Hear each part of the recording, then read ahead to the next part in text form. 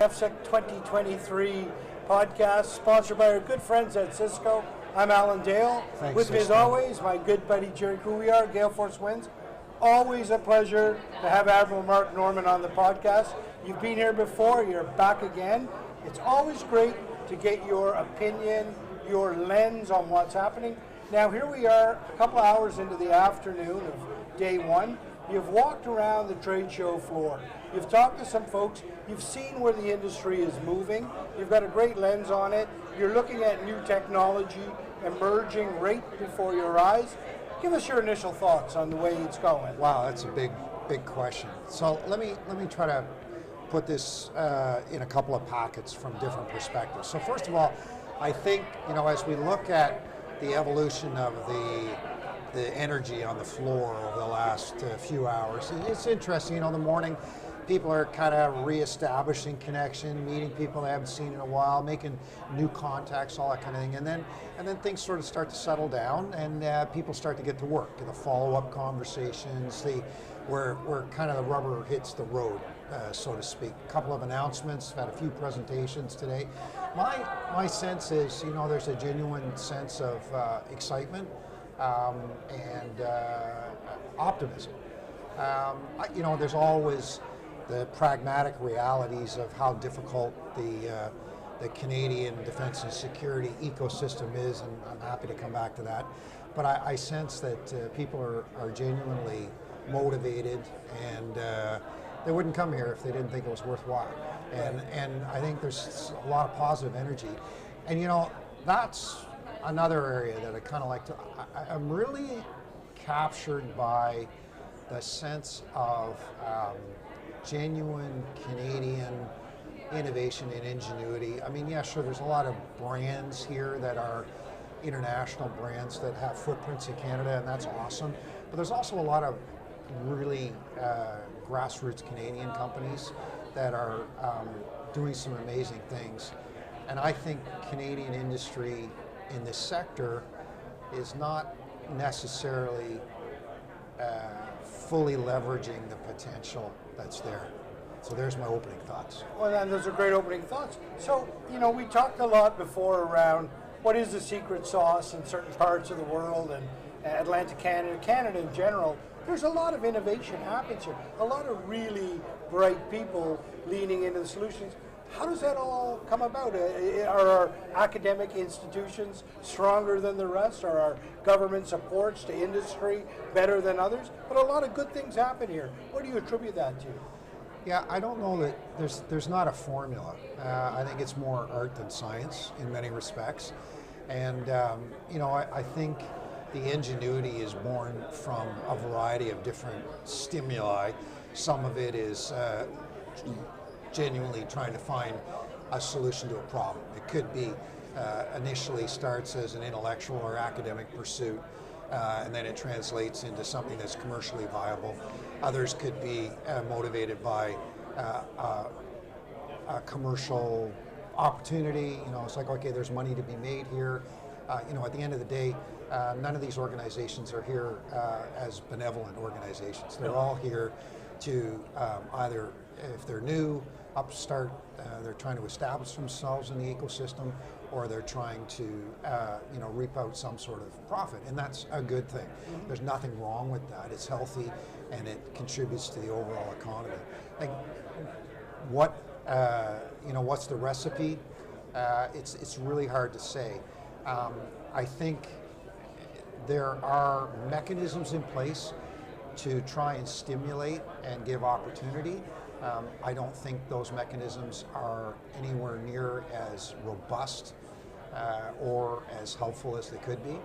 I think there's a lot of bureaucracy, there's a lot of machinery. I think it's very difficult for small companies to get a foothold. And one of my personal pet peeves with all of this is that we don't have a culture in Canada that actually rewards Canadian innovation. We put a lot of time and energy and emotion, and that doesn't even include the personal energy and emotion that a lot of these startups are expending to get something going. And then we don't invest in it in Canada. We sort of say, well, yeah, you know, go show us you can be competitive somewhere else. And a lot of these companies are competitive outside Canada, and then they can't come back and they can't compete in our own system. So, you know, those are perhaps a little more negative observations, but I think we got a long way to go to really deliver what is potentially available here. Not so much negative, but pointing out where the opportunity might exist for us to do better in certain areas. Yeah, right? exactly. Which is fantastic. Any technology on the floor that you've seen so far that's really jumping off the page, that excites you? I wouldn't call out any specific. I mean, you know, there's a lot of great companies, and the problem is I learned in my Navy career is as soon as you compliment the cooks, then the deck department get annoyed, or the engineering department. What about us? So the last thing I'm going to do is identify one great Canadian company over another. What I would say, however, is that one of the things that I'm observing this time, and it's probably more my education and evolution as a participant or an observer, it's the importance of data and how not all of these systems that we're seeing here, whether they're at individual component level or subsystem level or system level, it's just the massive amounts of data that are either required or now being generated by these systems as they evolve. And what we take for granted in our day-to-day lives, you know, as we get new phones with more memory capacity and higher speed, well, the downside of all of that is we're generating more and more gigabytes and terabytes of data, and it's not really clear to me yet from a holistic systemic perspective how we're going to manage all this. And so, you know, it's fascinating to see there are consumers of data and there are generators of data, and there's a lot of questions that have to be asked and answered as we go forward if we really want to be smart, and how we use it for good, and how we protect it from being exploited by others. A fantastic observation, and staying on that, how we protect it from being exploited. Cyber, big topic of conversation. Cyber. A lot of cyber players in the room here, had a number of them on. What's your lens? Where do you think the country is going? Are we in the right direction? Are we missing the boat? Are we lagging behind? Are we on cutting edge? Where do you think we are? Well, I think, okay, so, you know, candid, I know that's what you're looking for. I think we have a number of really exceptional leading edge capabilities, but it's not harnessed. We're not taking a systemic, a national or strategic approach to all of this. We dabble. We sadly are a nation of dabblers, and I don't mean that for the companies that are actively engaged. They're all in. But you know, at the holistic strategic level, we throw around terms, we use language, and I think it's as much to convince ourselves nationally that we're doing the right things as it is to convince others.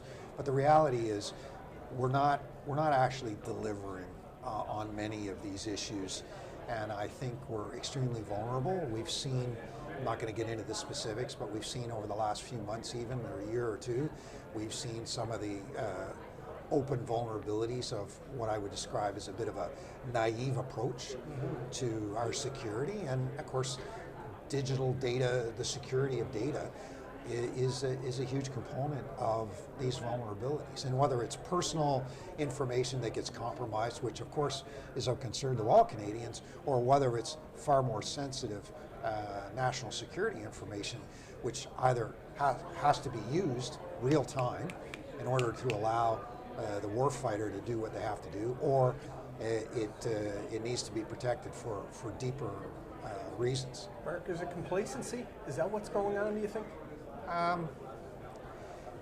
There could be an element of that, Jerry. I think I would say there's a few components to where we find ourselves. I think in some respects there's a bit of a phenomena of it's all too hard. So it's kind of like we understand enough to know that we have a problem, but we're not really sure how to deal with the problem. So, let's just kind of put it on. Let's just note it as a problem, and we'll come back to it. Well, the reality is the world is passing us by in many respects, and this is just one example. And so, as we park it and think about it and contemplate it and have all sorts of discussion about it, the reality is that the actual conditions in the system are changing, and we're not keeping up. If that overlaps with complacency, then yeah, but it's not. It doesn't seem to be an overt complacency in my mind. I really genuinely believe it's a combination of naivete and will and capacity, or lack of will and lack of capacity. We acknowledge it, but we don't really have the will to dig in and solve these problems. We're not prepared to either generate the capacity or divert the capacity from somewhere else to tackle these problems. And that kind of means that we're in a continuous, as we would say in the business at sea, stern chase, which means you're behind where you should be and you're trying to catch up. A lot of collaboration on the floor. I find that DevSec is one of those shows in Atlantic Canada, Mass being another, where companies want to work together. They're looking for points of collaboration more so than competition. Would you agree with that? Oh yeah. I mean, I agree completely. So just some context.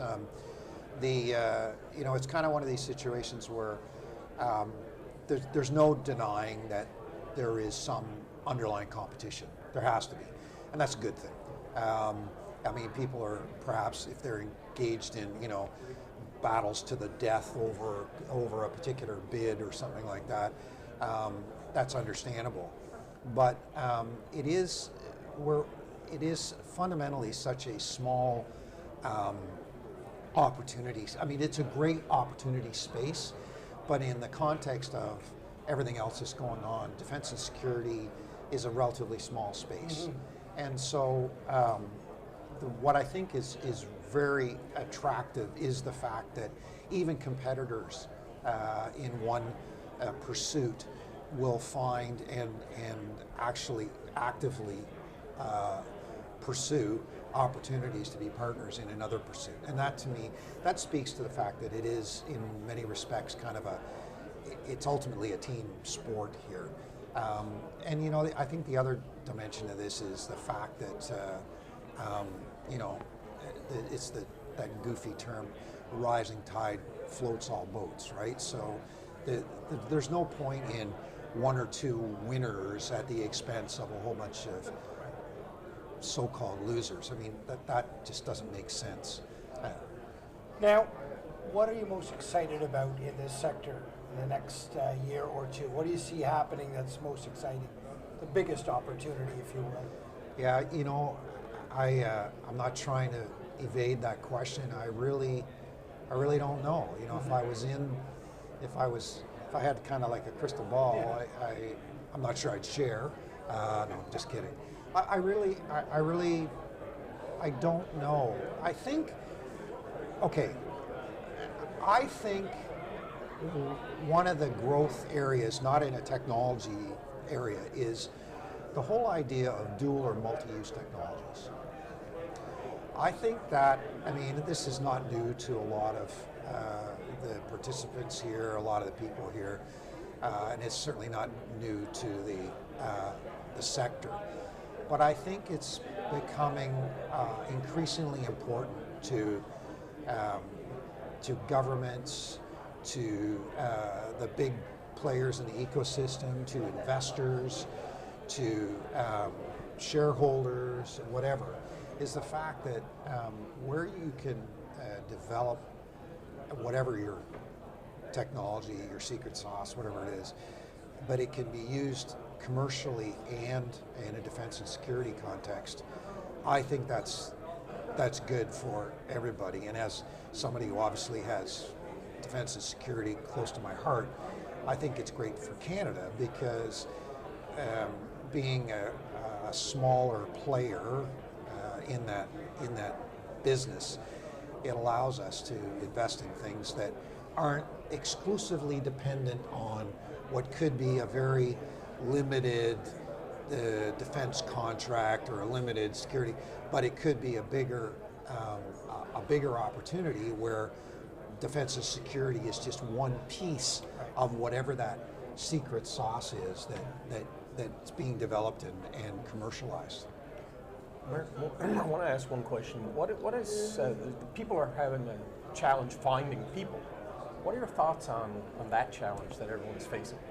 Yeah, well, that's a big question. It is. Well, my thoughts are, I just can't get over how pervasive the problem is. I know. It really is shocking, and I'm sure you're talking to a lot more people in various domains than I am.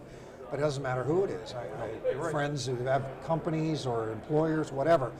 I think it's a real challenge. I mean, as it relates specifically to this sector, there you go. It's in competition with others. So if I can kind of put a spin on your question, Jerry, it would be, how does this sector kind of discriminate itself from all the other competitive consumers of HR? And I think it has, in my mind, create a sense of excitement, create a sense of opportunity, demonstrate that there is real sustainable career opportunities. Now, this community itself can't do that, but it does come back to, we need some serious and consistent signals from government, who are one of the primary consumers of all this stuff, that we're not just dabbling, we're actually committed, and that can allow people to make long-term decisions. The dual use idea that I mentioned, where somebody can go in and say, hey, this is really cool, I didn't think I could do this. Maybe they're not into defense per se, but they can see a viable path for themselves in something that supports defense. And obviously, things have to be competitive in terms of compensation. But my sense is that's there. There are some of the right ingredients, but and this is a bigger, what I'm about to say, I think is sadly a reflection of a bigger problem in Canada.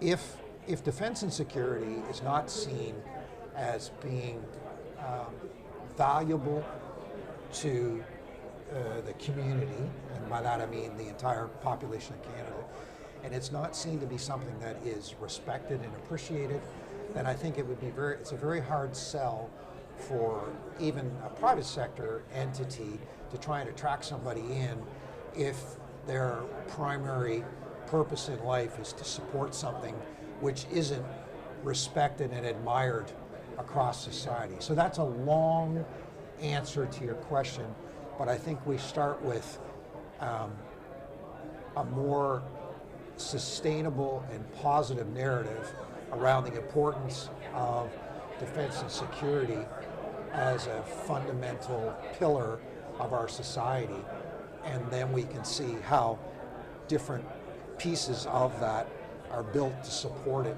including private sector innovation, investment, and all those types of things that we're seeing here today.